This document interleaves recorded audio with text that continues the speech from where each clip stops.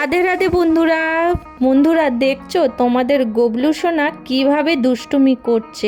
ওরা নাকি বলছে ওদের বৃষ্টিতে নাকি খুব ভিজতে ভালো লাগে, তাই ওরা নিজেরা একা একা বৃষ্টিতে ভিজতে চলে গেছে। তোমরাই বলো বন্ধুরা, ওদের ঠান্ডা লাগবে না বলো? আর ওরা বলছে নাকি ওরা নাকি বড় হয়ে গেছে আর ওদের নাকি বৃষ্টিতে খুব ভিজতে ভালো লাগে। একদমই কথা শুনছে না, আমার কথা তো শুনছেই না। আর দেখো বন্ধুরা কি দুষ্টু হয়েছে চারজন মিলে। রাধে রাধে বন্ধুরা, গোপুর লাইফস্টাইলে আবারও একটা নতুন ভিডিও নিয়ে হাজির হয়ে গেছি। আশা করছি তোমরা সবাই ভালো আছো এবং তোমাদের গবলু সোনারাও ভালো আছে এবং আমিও ভালো আছি।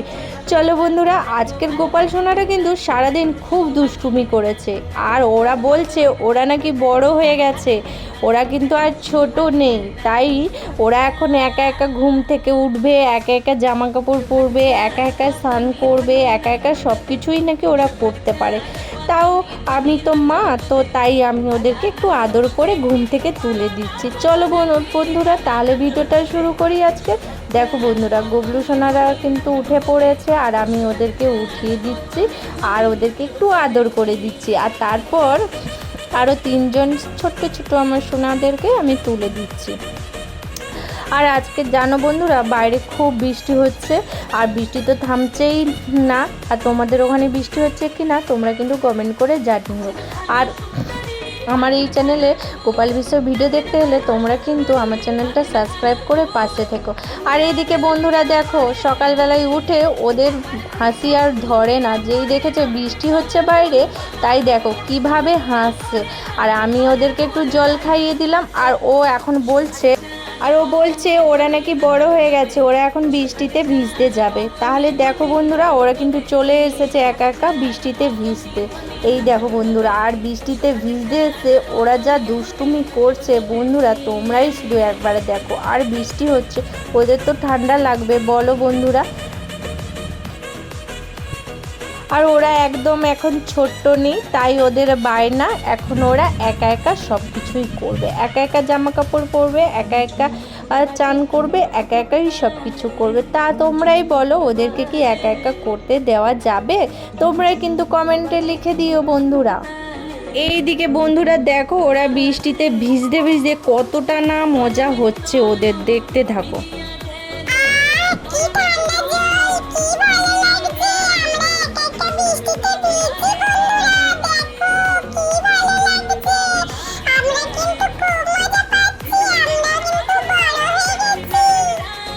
আর ওরা একা একা স্নান করে নিয়েছে আর তারপর আমি ওদেরকে জামা কাপড়ও খুলতে হলো না, ওরা কিন্তু নিজেরাই জামা কাপড় খুলে ফেলেছে। আর এইদিকে দেখো, ওদের চানের জলটা আমি রেডি করছি। চানের জলে অগুরু, গোলাপ জল আর তুলসী পাতা দিয়ে আমি জলটা রেডি করে নিয়েছি। আর ওরা বায়না করছিল আমরা কিন্তু বড় হয়ে গেছি মাম্মাম, একা একা স্নান করবো, কিন্তু সেটা বললে তো হবে না। আমি ওদেরকে বকে দিলাম আর বললাম না বাবু, আমি তোমাদেরকে স্নান করিয়ে দেবো, তোমরা এখনও অনেক ছোট্ট। এই দেখো, আমার চার মহারাজ বসে গেছে চান করার জন্য, আমি ওদেরকে চান করিয়ে দিচ্ছি, একটু ঘষে ঘষে চানটা করিয়ে দিচ্ছি। তোমরা কিন্তু স্নান দর্শন দেখতে থাকো বন্ধুরা, গোপাল সোনার স্নান দর্শন দেখতে থাকো।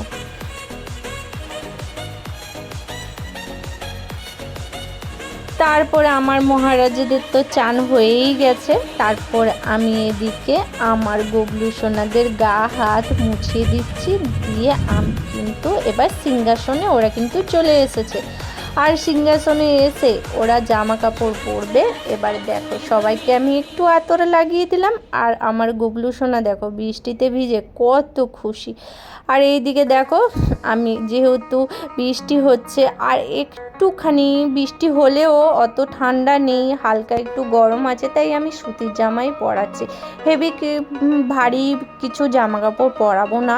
আর দেখো আমি জামাটা পরিয়ে দিলাম আর দেখো কত মিষ্টি লাগছে বন্ধুরা। আর এদিকে দেখো, আমার আর ঘন্টু আর নন্টু আর নেড়ুর জন্য তিনটে ছোট্ট ছোট্ট এই জামাগুলো আমি কিনেছিলাম, কিন্তু পরাইনি, আজকের পরিয়ে দিচ্ছি। আর ওদেরকে এই জামাগুলো পরে কি সুন্দর লাগছে। আমার তো নতুন জামা যখন আমি গোপাল সোনাদের জন্য কিনি আর তখনই মনটা ছটফট করে কখন পরাবো, কিন্তু ঘন্টু আর নন্টুর হয়েছে, কিন্তু নেরুর এদিকে ওই জামাটা বড় হয়ে গেছে, তাই নেরুকে আর আমি এই জামাটা পরাতে পারিনি। আর এদিকে দেখো নেরু রাগ করেছে।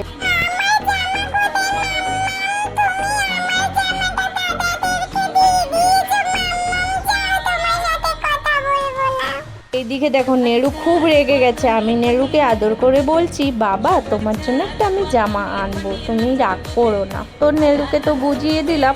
আর তারপর দেখো আমার 3 গবলু সোনা 4 গবলু সোনাকে আমি সাজিয়ে গুছিয়ে সুন্দর করে রেডি করে দিয়েছি। আর দেখো বন্ধুরা, বাড়িতে কিন্তু অনেক টগর ফুল ফোটে, আর আমি টগর ফুলের মালাটা গেঁথে আমার 4 গবলু সোনাকে পরাতে কিন্তু আমার বেশ ভালো লাগে।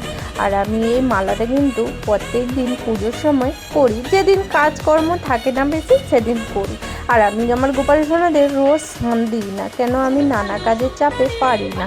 আর এদিকে দেখো পারফিউম একটু লাগিয়ে দিলাম, কারণ গোপাল সোনারা সাজুগুজু করেছে আর একটু পারফিউম না দিলে হয়। আর দেখো বাঁশিটাও দিয়ে দিলাম। আর সাজুগুজু করে আয়না দেখতে কার না ভালো লাগে, আমাদের তো ভালো লাগে। আর গবলু সোনারা সাজুগুজু করে কেমন লাগছে আয়নাটা দেখিয়ে দিলাম, তোমরাও কিন্তু দেখিও।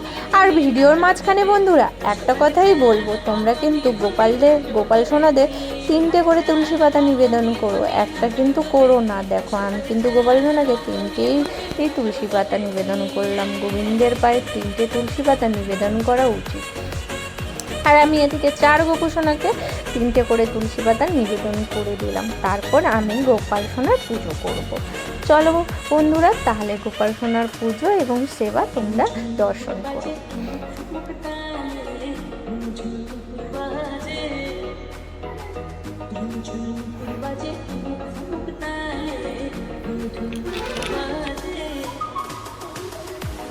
আর এই যে টগর ফুলটা দিয়ে আমার গবলু সোনার মাথায় কিন্তু সাজাতে এইভাবে কিন্তু খুবই ভালো লাগে।